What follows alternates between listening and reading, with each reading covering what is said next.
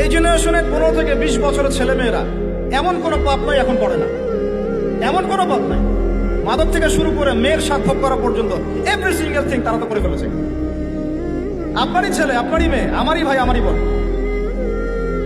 আর এই জেনারেশনকে নবী সাল্লাল্লাহু আলাইহি ওয়াসাল্লাম, সাহাবায়ে কেরাম, তাবেঈন ইজম, 4 ইমাম, মুসলিম উম্মার বীরত্বের ইতিহাস, সালাউদ্দিন আইয়ুবী রাহিমাহুল্লাহ, নুরউদ্দিন জঙ্গি, মুহাম্মদ বিন কাসিম, তারিক বিন জিয়াদ, এই নামই তারা জানে না। এই নামই জানে না তারা।